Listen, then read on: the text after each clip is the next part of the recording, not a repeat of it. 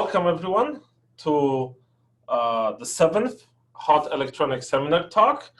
And I think by now everyone is familiar with the procedure. So just a reminder, 1 hour talk and then 30 minutes for discussion. If you feel like asking a question during the talk, please just unmute your microphone and ask the question. And I think there is no need for me to talk anymore. And there's a lot of need for Thorsten to talk. And so it's a pleasure to introduce Thorsten Altenkirch from the University of Nottingham, who will speak about towards higher models and syntax of type theory. Yeah, so thank you for organizing this electronic seminar. Yeah, I hope I can get a bit more comments and questions. I think I'll try to achieve this by saying a few stupid things, and then maybe people can then jump in and correct me. That's it's a strategy. Yes. So what I want to talk about is something which I haven't done yet. Something which I'm sort of started to think about and to discuss with people here. So they are mentioned in this joint work list, as Paolo, Ambrus, and Nikolai, and it's maybe more a plan, and it may not work, as it's always the case with plans. So I'm quite happy for comments or people telling me that somebody has done this already, or how it can be done, or why it cannot be done. Yeah, so I believe it's good sometimes to talk about work in progress or not in progress or whatever. So I hope that's okay. That's why I started this with the towards. At some point, maybe I could remove the first word, but it will take a while. Okay. So my general vision or my general idea is to do type theory and type theory. And actually, when I think about it, this is quite an old topic for me, because in my PhD thesis, which was quite a while ago, one of the things I did is to give a strong normalization proof for system F for Girard's system F in type theory. And that was actually also my first paper. Now I'm still doing this. It's still something which interests me because type theory interests me. And so yes, I want to develop the meta theory of type theory. And what language should I use for this, if not type theory? I mean, very strange. If I think that type theory is a good way to express mathematical ideas, then it would be very strange if I wouldn't use it when I do meta theory. So that's the basic setup.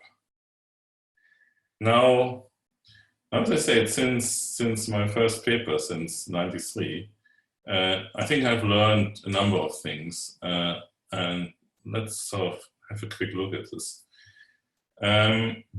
So I would say the conventional presentation of type theory looks like this. I call this now extrinsic syntax. So people usually start defining syntax for preterms, for pre-contexts, pre-types. I say pre because they're not yet typed, they may be arbitrary nonsense. But then we go on and we define these typing relations. So people usually start with a typing relation in a context gamma, a type T has type A. But then it turns out it's useful also to say when a type is valid and when a context is valid. And although we include derivations, judgments for equality of types and terms, and I haven't mentioned everything, so actually to write down a good system, I think it's useful to use explicit substitutions. So also have a notion of a substitution and so on. So this is a sort of, let's say, conventional setup, how we present type theory as a formal system. And once we have done this, we can derive, like say, the typable terms. Yeah, so also the valid context and the valid types over a context, and then if we have a context and the type, we can define the terms. Here, the terms which are typable in a context. But we can go even further, since we have defined this equivalence relation here, this conversion, it's convertibility. We can quotient the terms by convertibility, and that's really what we want. I mean, terms which are identified up to equality, up to beta eta equality. So this is a picture which is still used, and is also used when people usually do type theory and type theory. And I think it's sort of the wrong level of abstraction. And okay, let me go to my next slide. So here, the alternative I call intrinsic syntax. So the first question I ask myself is, why do we define untyped objects like these preterms and pretypes and precontexts if we are only interested in typed ones? So this is also my philosophy of type theory, that in type theory we are only interested in typed objects. It only makes sense to me to think of an object in context with its type. So this is maybe a bit strong, but somehow I think this extrinsic approach is conceptually misleading. So because it's based on this idea that we first have some untyped things and then we sort them into typed ones. And also, if you see the proofs, then there's lots of so-called boilerplate where you have to show some substitution properties and so on. This is not, you have to go through certain movements, and I have the feeling that these proofs are sort of unnecessary.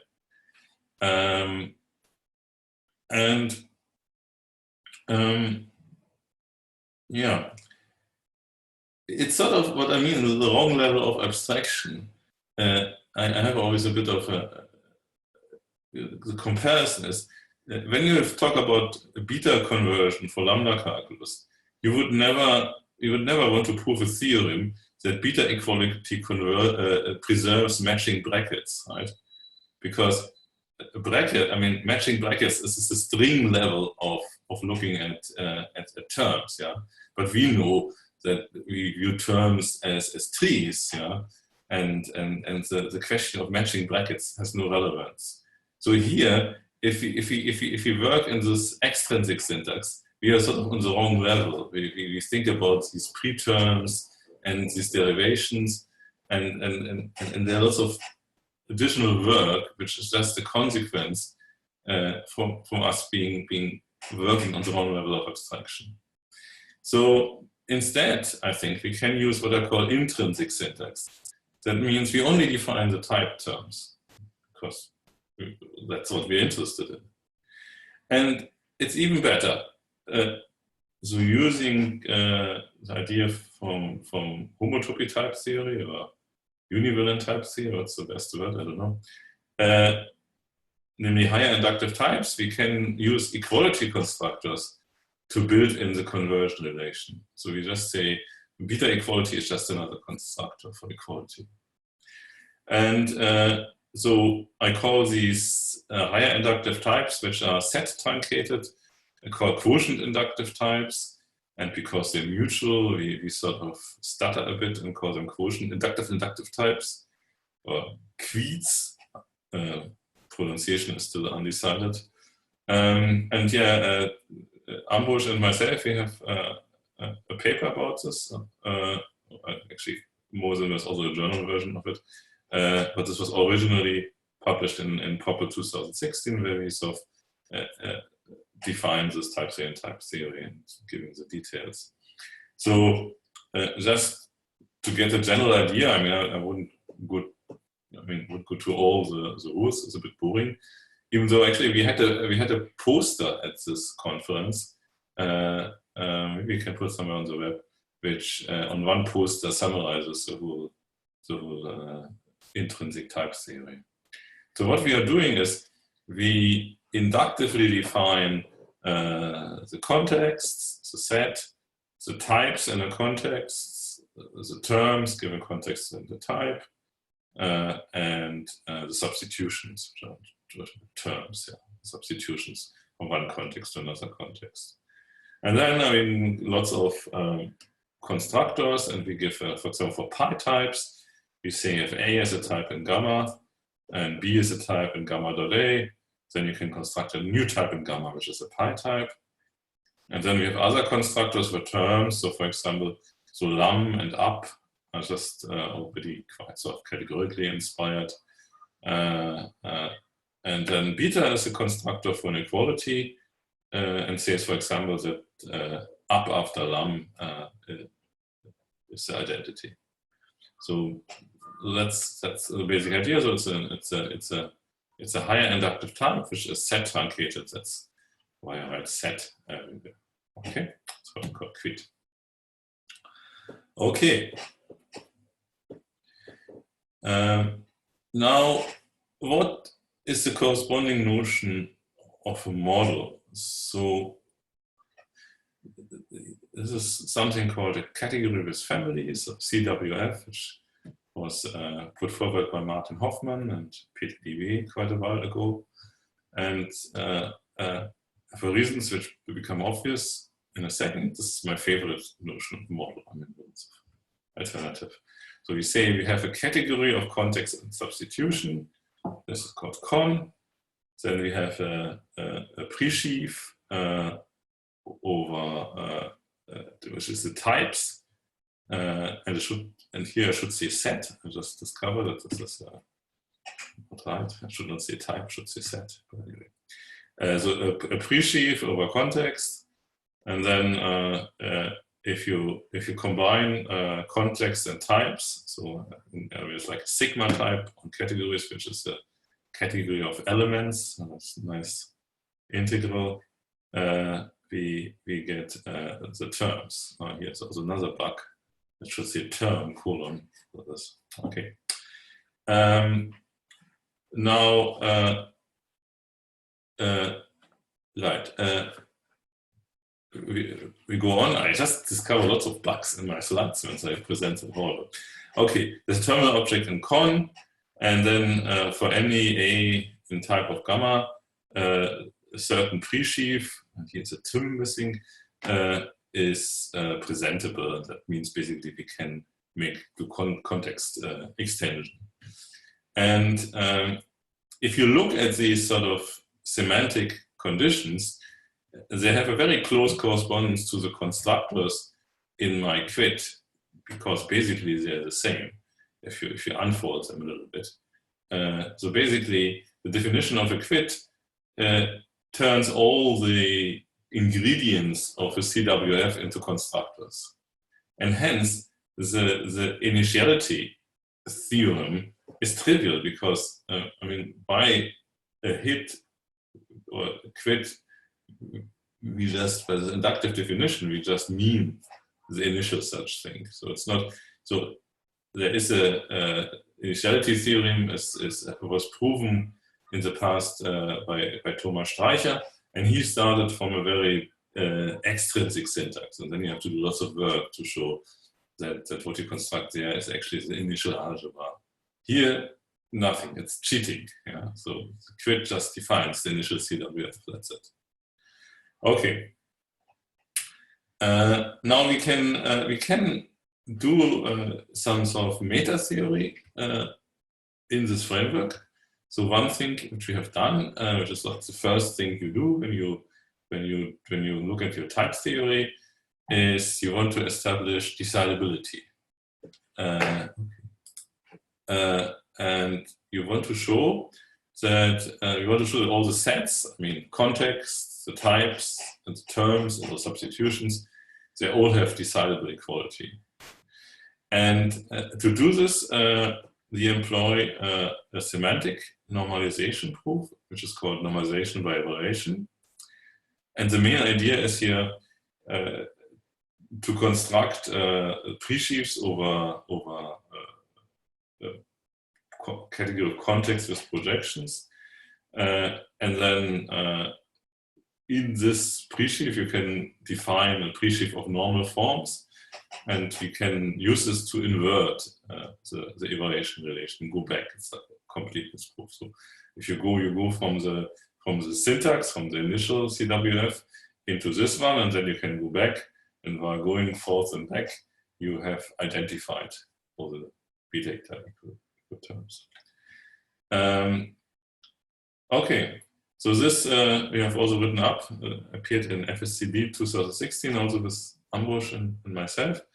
And this is, okay, I think one can do much more along these lines. So one can develop like a type checker, relating it to the sort of pre-syntax and so on. So I think there's lots to be done using this intrinsic presentation of type theory.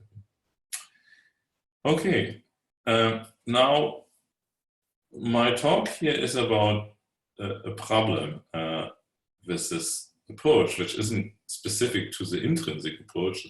It's actually a more fundamental problem. And so what I would like to do, the first thing, I mean, actually, before you even define this decidability, the first thing you want to do is give the sort of standard model of type theory.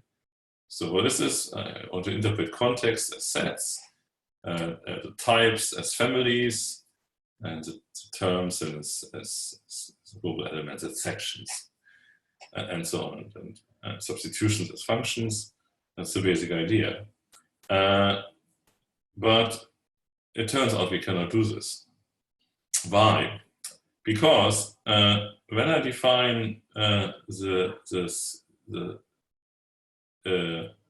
intrinsic syntax, I had to set truncate everything because I have equality constructors, and if I want this to be a set, so I have to identify them, and so basically I'm smashing them. I force them to be a set. And now once I have it, I mean, there's a hidden constructor which says that contexts form a set. And once I do this, I cannot interpret context as sets because the type set itself is not a set. And this is not, I mean, not a size issue here, but it's a question of dimension, right? Because a set is something which has a trivial equality, but we know that the type of sets doesn't have a trivial equality. So they are, due to univariance, they are non-trivial equality. Actually, almost every equality is not trivial. So that's a problem. So we cannot define the standard model because evaluating into set means we cannot interpret our truncation constructor. We cannot omit the truncation constructor because then we would certainly use decidability, because then context would not be a set. And that's not what, and anyway, it's not what we want. It's like a wild definition of the syntax of type theory. So we are a bit stuck here. In our paper, we did a sort of solve, not really, this, we worked around this problem by defining an inductive recursive universe. That is, we defined a syntactic universe where every type has like a name. And this is what I would call an intentional universe, because we can observe the difference, like, is this a pi type or is this a sigma type? And obviously, being able to observe this difference is not compatible with univariance, right? Because like 2 times 3 is the same as 2 plus 2, right? But one starts with plus and the other is times. So this is very unsatisfying. I mean, not only do we miss on the standard model, we also miss on all sorts of semantic model. And I mean, part of meta theory would be to justify more powerful type theories by giving interesting semantics, in particular justifying univariant type theory by giving univariant models. And you cannot do this. So yeah, what now? So what I really wanted to say now is to give present an idea how we could attacks this issue. And before I present this futuristic idea, I wanted to give an analogy. This analogy, I'm just going to use the integers.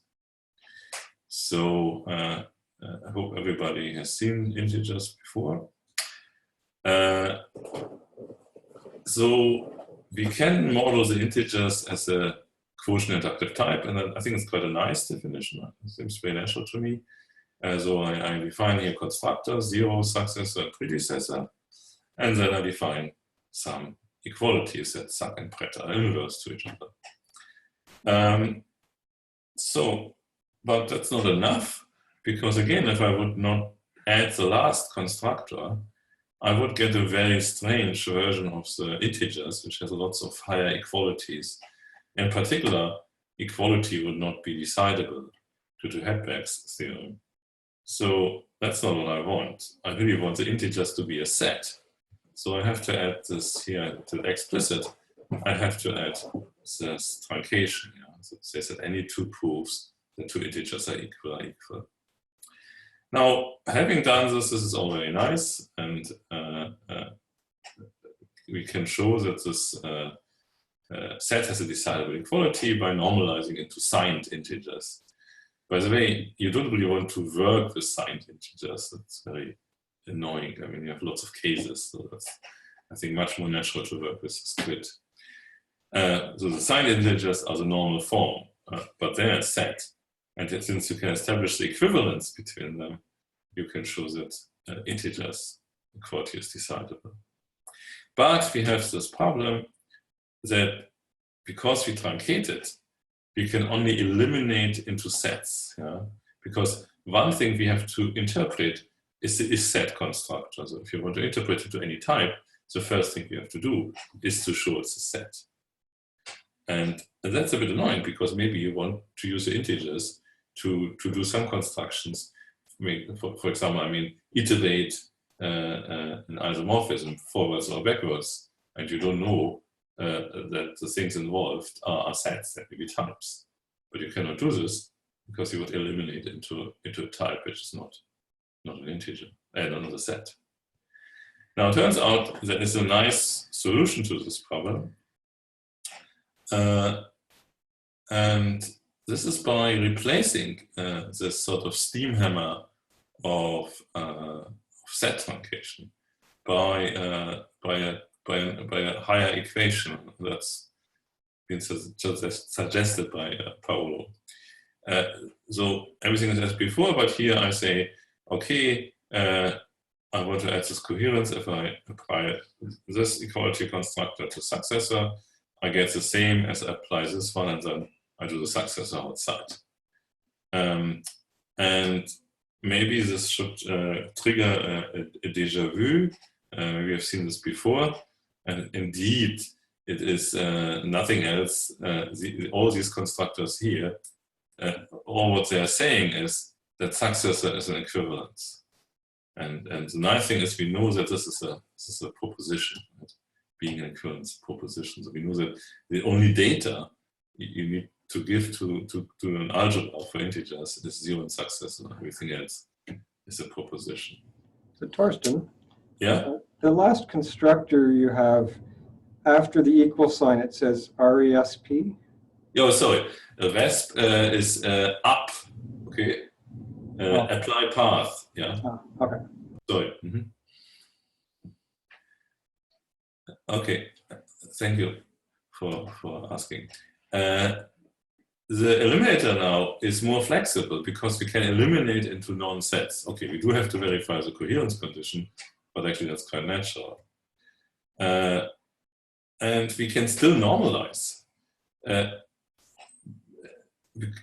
hence, our integers are still a set. And actually, they're equivalent to the truncated definition. So we really get a more powerful elimination principle for free. We don't actually change the integers, they're the same, but they have a more powerful elimination principle by replacing the steam hammer of truncation by a more tailored coherence, right? So that's the idea, and that's what we want to do for this problem with types theory. So instead of using the steam hammer of truncation, I just want to add the necessary coherences. And let me see on the next page. Here is this science fiction. Okay. So yes, so what's the idea? So we define higher CWFs with coherence conditions. And then, actually, I mean, to be clear where we are, I haven't done step one, okay? I'm going to talk about steps towards step one, okay? But let's not distract us from these considerations. Let's see how we would go on. Then I want to construct initial higher CWF using heats. Then, after we've done this easy work, lift the NBE construction to this higher CWF. So the idea is hand waving, the coherence condition should still hold in the pre-sheet model. And as a consequence, we hope to get that the initial CWF is still sets. So it's similar to the integers. So we add enough coherence conditions, then in the end, the initial thing is still a set. But we have gained a more powerful elimination principle, which allows us to eliminate into the semantic models, the neural networks. So that's the plan. Oh, that's the science fiction. Let's go back to reality. Oh no, before we go back to reality, here's another part of the science fiction. So what are higher categories with families?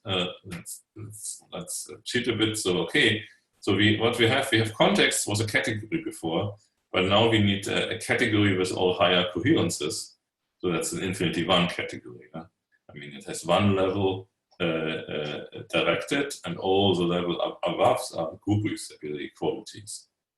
Similar, we need to explain what is a higher pre-sheaf over such an infinity one category, and we need to make sure that type, so the higher category of types and functions is itself an infinity one category, and so on. So everything gets, I should have said higher here, everywhere gets higher or infinity, and that's very simple syntactic transformation. That's the idea. Okay, but let's start with the first question. What is an infinity one category in type theory? Okay, here's one way to get there. So we start with our favorite construction, semi-simplicial types. So what's a semi-simplicial type? It's an infinite sigma type, really. It's a type together with a family of types. So there's the points, the lines, the triangles, ... I mean, next come tetraeders and so on. Now, actually, here is the first problem. We don't actually know, the famous open problem, how to fill in these dots in plain hot. Right? It's easy to do if you replace type by sets, semi-simplicial sets, because this is just a pre-sheaf over the category of delta plus of injective order-preserving maps between final orders. So the fragment of the category delta. But when we have types, we don't know yet what are pre-sheaves into a higher categories. Actually, we just want to define semi-simplicial types to be able to talk about higher categories. So it's a bit, we're not getting anywhere. However, it turns out that we can define all the finite approximation. Also here, not just x0, x0, x1, x0, x1, x2.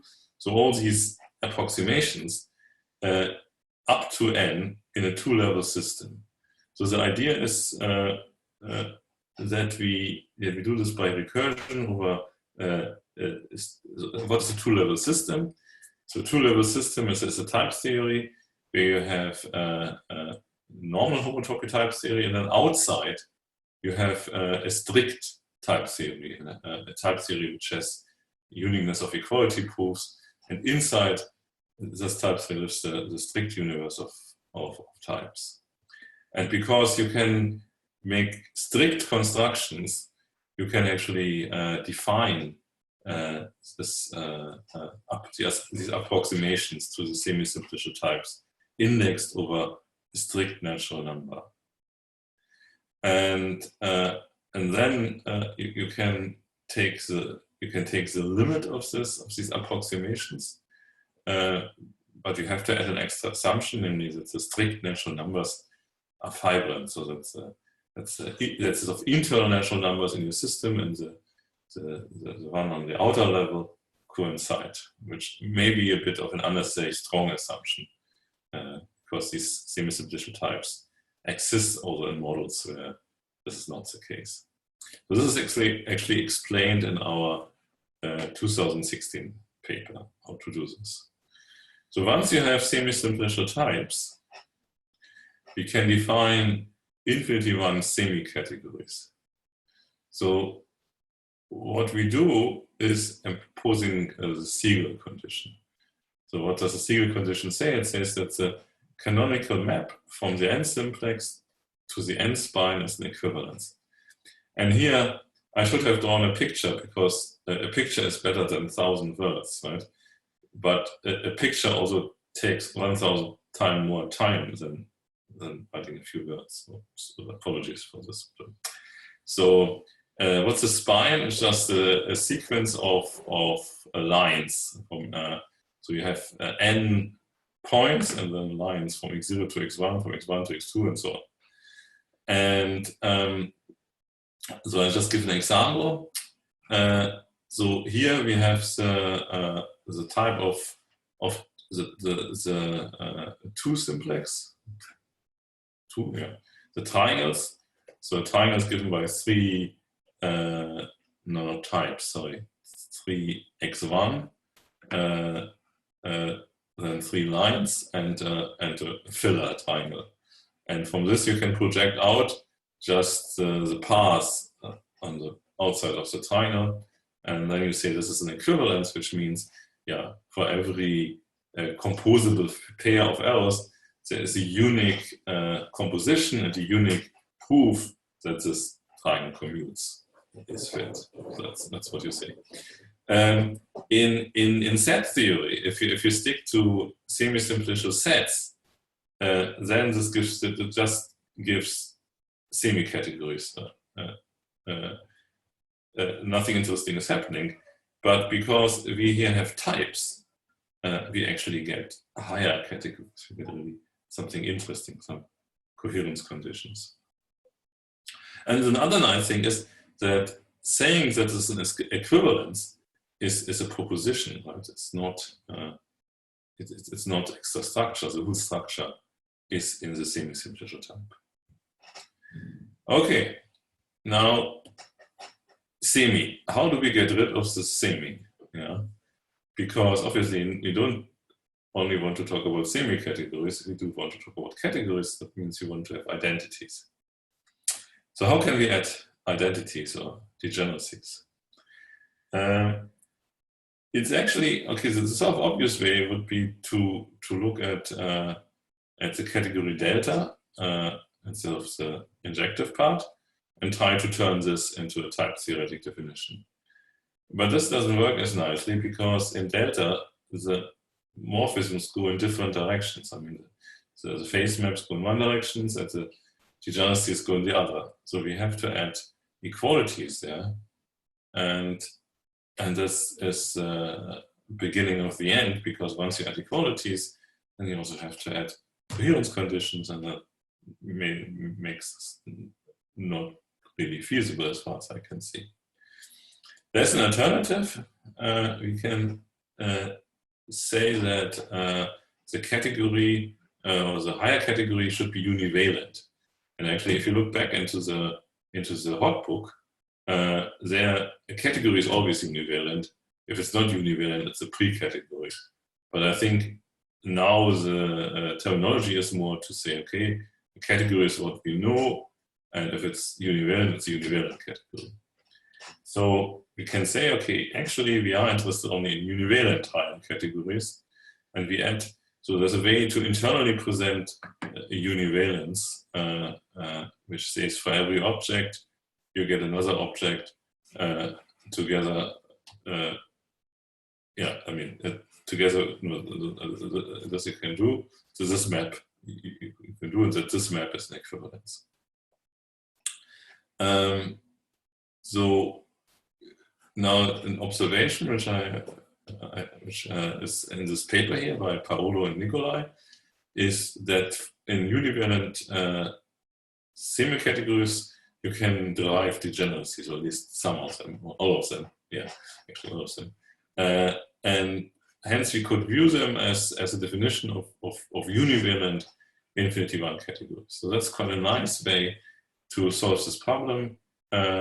We start with semi-simplicial sets, we add this univalence conditions, and we get the identities for free. So sorry, yeah. How do you define this map if you don't have identities?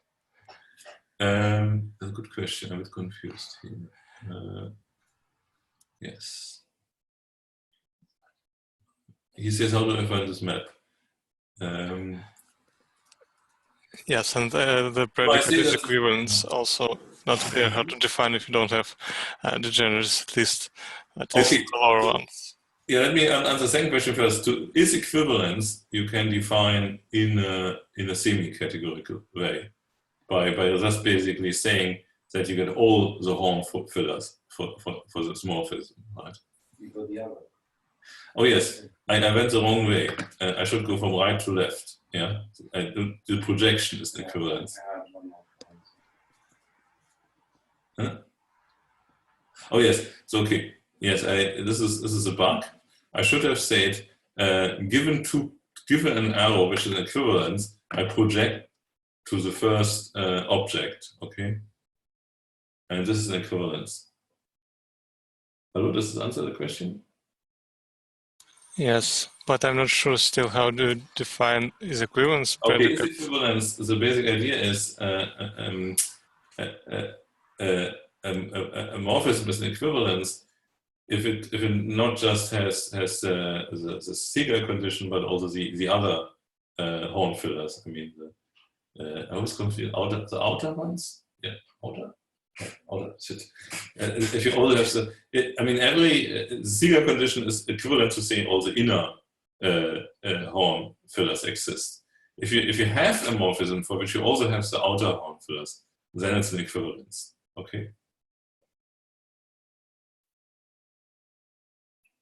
Hello?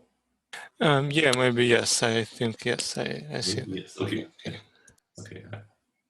Anyway, so we can define what's an equivalence in just using the semi structure, and actually we never have to do anything higher here to answer the univalence principle. Okay, I think I've already said everything else. So that seems to be a solution.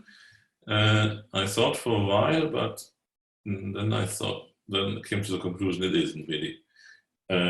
What's the problem? The univalent categories already, they usually don't have sets of objects. They have one type of objects. Because once you have non-trivial equivalences, you won't get a set of objects, but a higher type of objects. But this will not be or should not be the case for the initial higher CWF, because as I said, we want to have decidability, so in particular we want to have sense in it.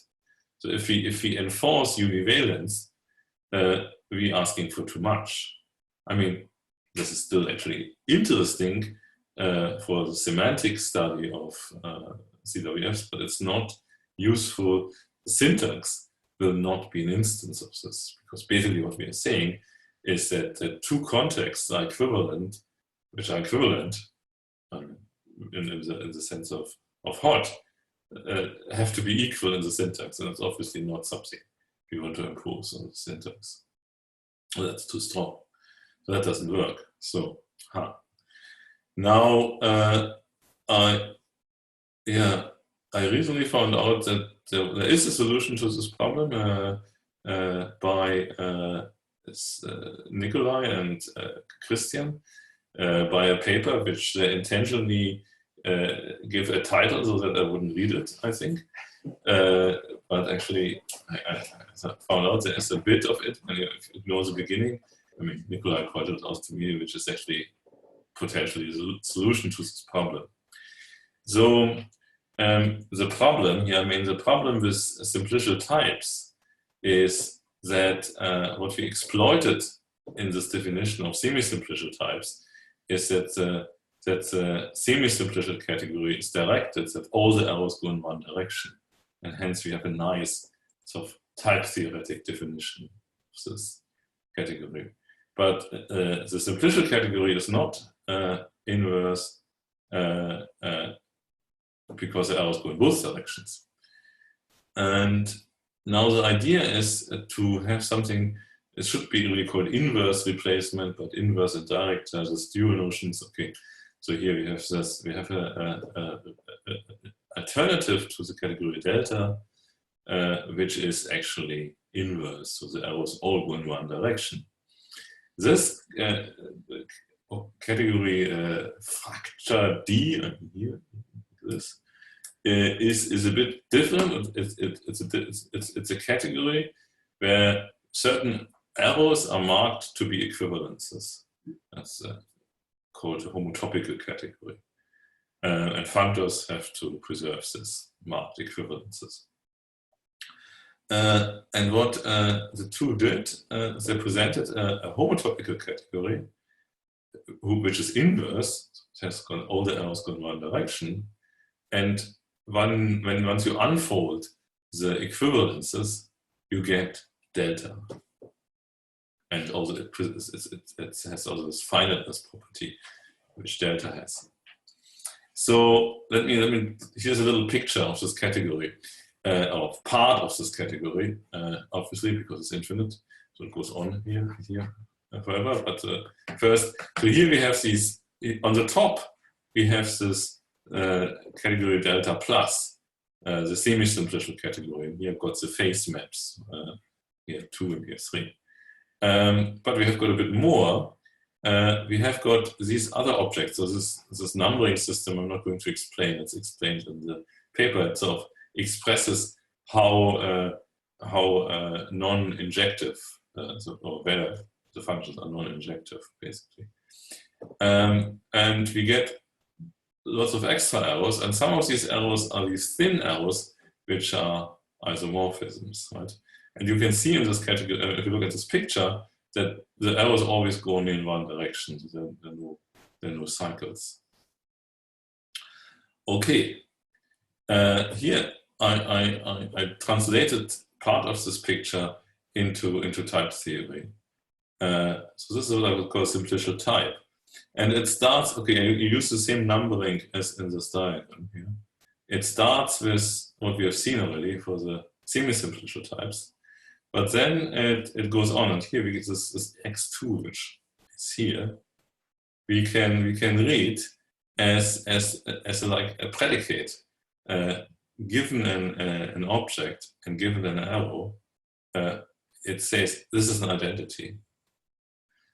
And then we have a condition which basically expresses that the morphism we had before is an equivalence, and I use here is contractible to express this. So I say for every object there is a unique choice of a morphism with the unique proof that this is an identity.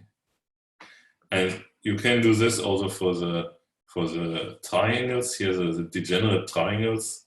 The first morphism is an identity, and you can classify these triangles, and then there's another contractibility condition, and this corresponds here to this thin arrow. And here's another case of the triangle where the other one is the identity, which is just symmetric. Okay, so this sort of illustrates that we can translate this into type theory. And the nice thing is, because this condition of this having these equivalences or this contractibility conditions, they are not structures, they're just propositions. So we don't have to worry about any higher coherences or any other problem. Okay. So what are non-univalent infinity one categories? So basically we do the same as for semi-simplicial types. We can define simplicial types based on this idea direct replacement using this factor D, this category instead of delta. And we can then define infinity one category to be simplicial if it just satisfies the Siegel condition. So for example, the category of types and functions, which actually isn't a category in the sense of hot. However, it's a strict category in the second level, because actually all the equations hold trivially. And hence its nerve is a strict diagram over delta. And then we can do a five-word replacement to get a simplicial type.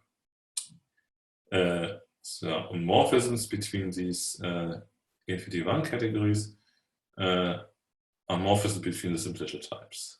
It can be defined level-wise. And putting this together, we should be able to define higher presheaves over infinity one categories. So that's already the first steps in the definition of a higher CWA. What would be the next steps? This is like ongoing discussion, I think. But we want, for example, to define the category of elements to be able to see what the terms are. And I think a good step, or it seems a good step, is if we could define the universe of simplicial types. And that's something which hasn't been done, or we haven't done. So that would be something to look at. And if we can do this, then we should be able to define the higher CWFs. So first step in this science fiction could be done. This is actually my last slide. Oh, I finished too early. Oh, that's very embarrassing, is it? The idea is, this is also a bit futuristic, but the idea would be to define the approximations of the higher syntax up to level n as a hit.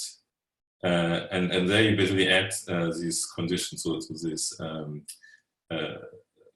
filling conditions. They are just constructors, and you can only add finitely many for every level, and that's okay. So you could define, the Siegel condition for the final approximations. You just can define as a hit. And okay, you get also constructors for these contractibility witnesses again, which are just constructors. And you for every number n, you get a finite collection of them, and you can form a hit in a two-level system. And now you have these approximations and can embed them into each other.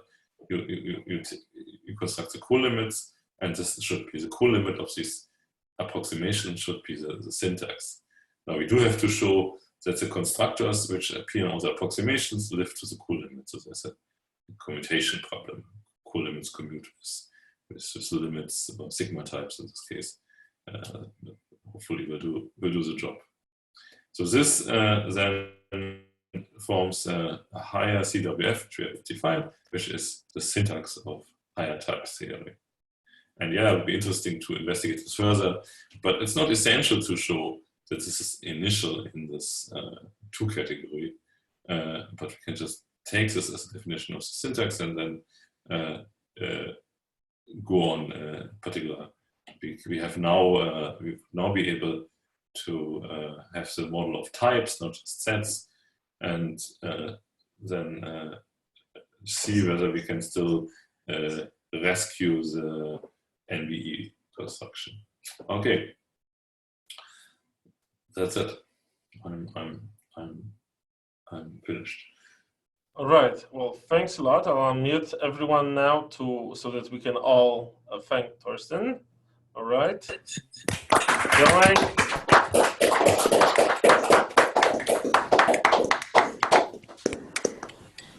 And now I'll mute everyone,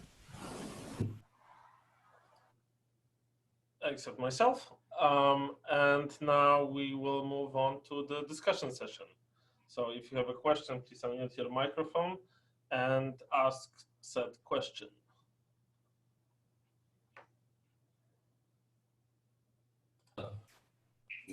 Oh, muted. I'm muted. I'm muted. I unmuted you, so that, yeah. Ah, okay. I said, all give an answer. I mean, there were more questions in the talk, so maybe the thing is to give the answer to the question or someone. I'm sure Thorsten has a question, so. Yeah, I have lots of questions. So this is. I ask lots of questions. I have a comment, I guess, rather than a question. That's good. So you mentioned when you were talking about defining semi-simplicial types in two-level theory, the assumption that the strict natural numbers is fibrant, and you mentioned that it perhaps was unnecessarily strong. I think that there is a weaker version of that assumption, which includes a lot more models, which isn't just something like semi-simplicial types exist. I think you can assume something like limits of towers of fibrations are fibrant, or something like that, and then that should suffice for what you need for the semi-simplicial types, and without requiring the strict nat to be fibrant. Okay, is this? I mean, can one write this down formally easily? I mean, I think so. We can talk about it offline. I've been thinking about that with a few other people. Yeah. Okay. I would like to know more about this.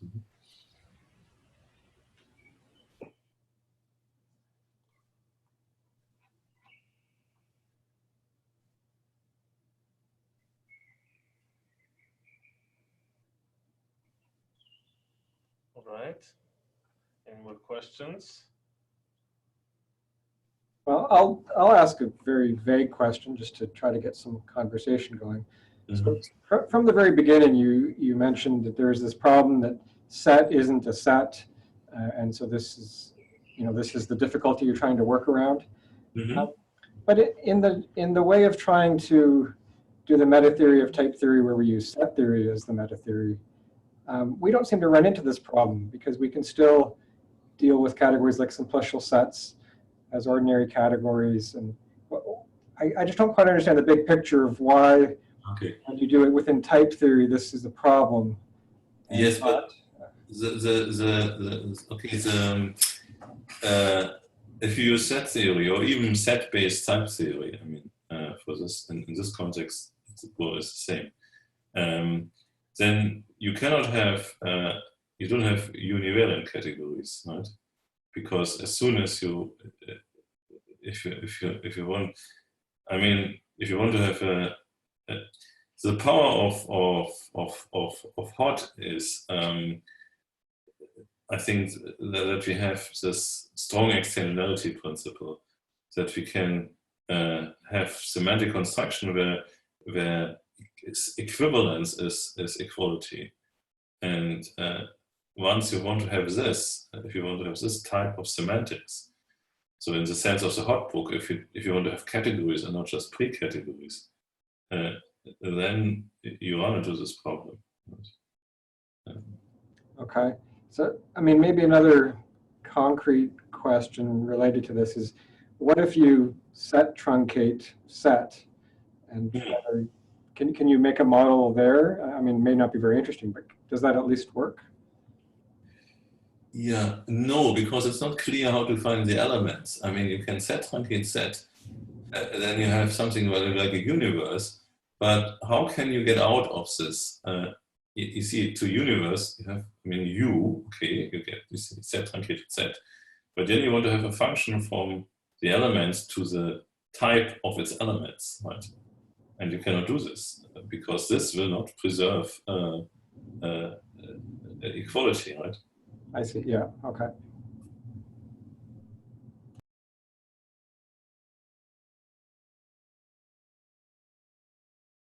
Something that might be relevant to that is the property of set theory, where I guess maybe I should say of when you do homotopy theory in set theory, it's like with topological spaces or simplicial sets or whatever, then you have the property that every homotopy type has a set of points, or is surjected onto by a set. And that's something that doesn't hold in all models of hot. And that's sort of, I think that's sort of the property that we're using when we model things in set theory, by sort of replacing the universe of types by a set of sort of labels for them, so that we don't have to deal with this univalence. Mm-hmm. Yeah, I mean, this corresponds to this inductive recursive definition in type theory. We give explicit representations of the types.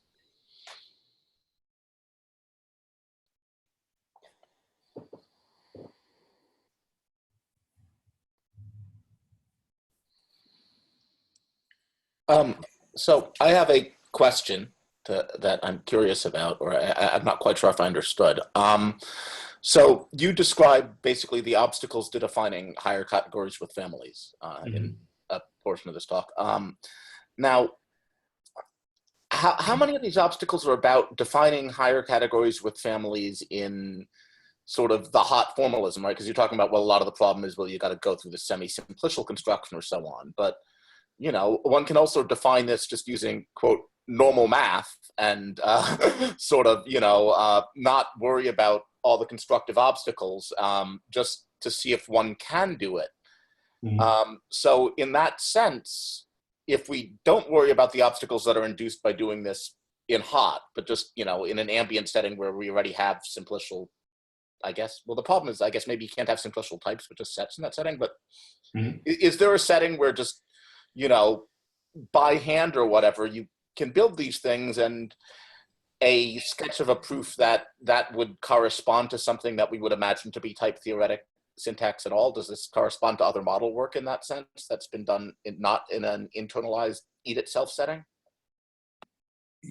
Okay, so I don't think, okay, we first of all, we can emulate all these set theoretic constructions in type theory by just staying inside set.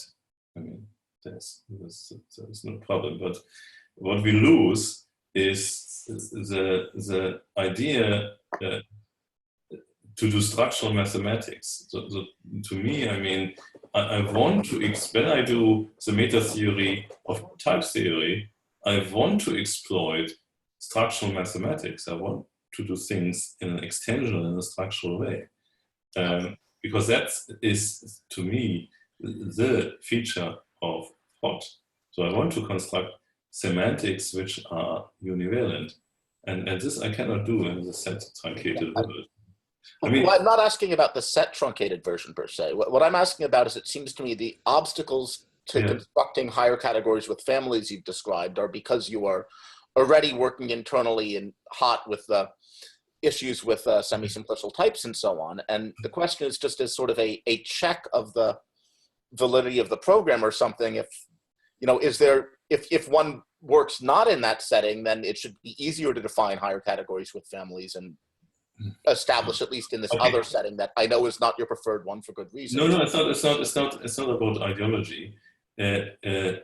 Okay, so what I'm saying is, first is we don't have to go to set theory if you want to do what you say. So, but we can emulate this in what I call the set truncated, the set fragment of hot, right? So there's no difference. It's not about set theory. It's about living at the level, doing set level mathematics instead of higher structural mathematics, right? It's not a question between type theory and not type theory. Okay, in type theory, it also hasn't much to do with constructiveness. I mean, I can, maybe it does actually, but I can still have excluded middle and still have some of these problems, or even choice. It's not the issue. The issue is really about whether to do structural mathematics or set level mathematics, right? We can I mean, this is the first definition which I gave, which I started with. This is all set level, right?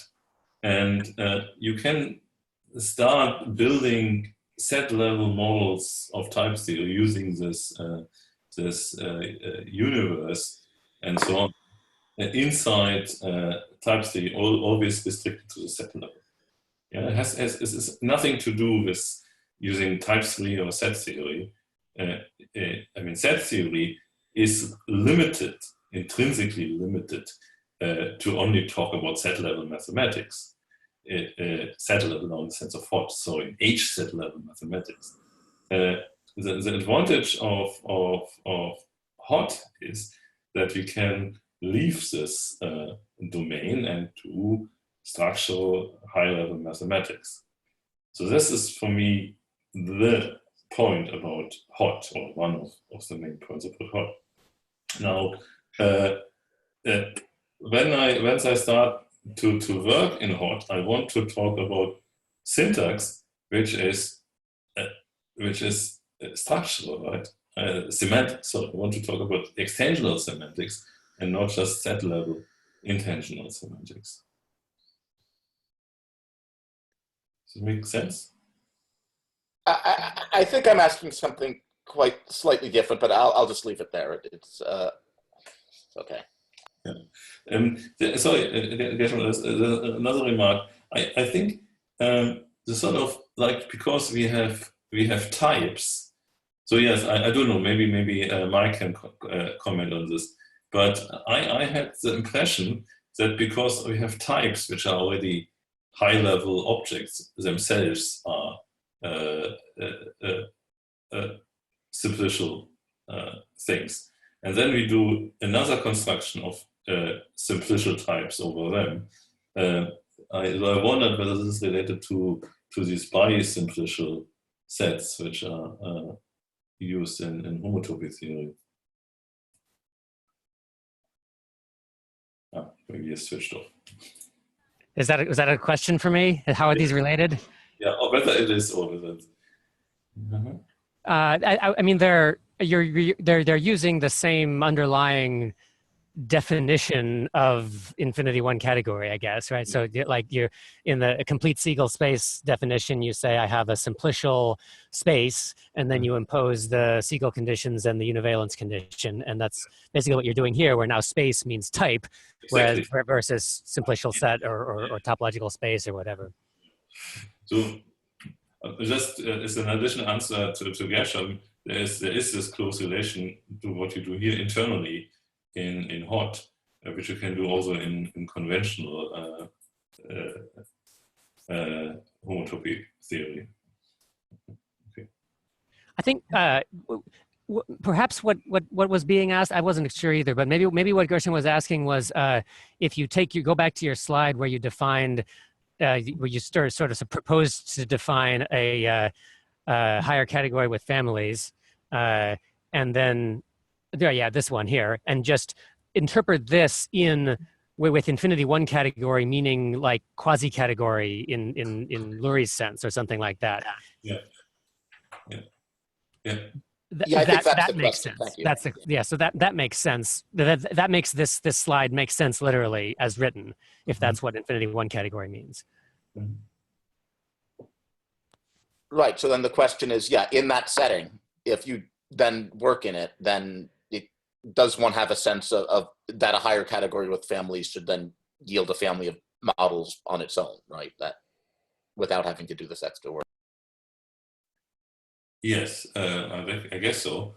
Okay, I think at this point you're right. So I'm going back to the beginning that I want to use the language I'm using also to do the meta theory.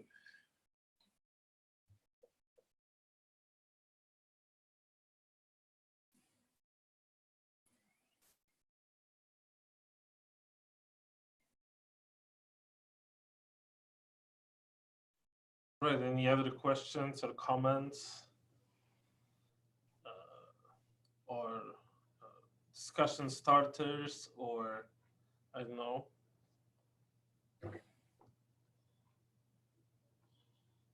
I'll give it a few more seconds.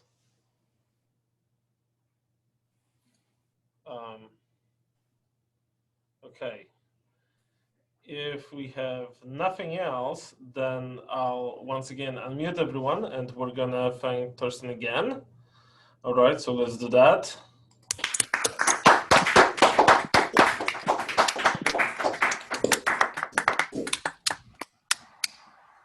And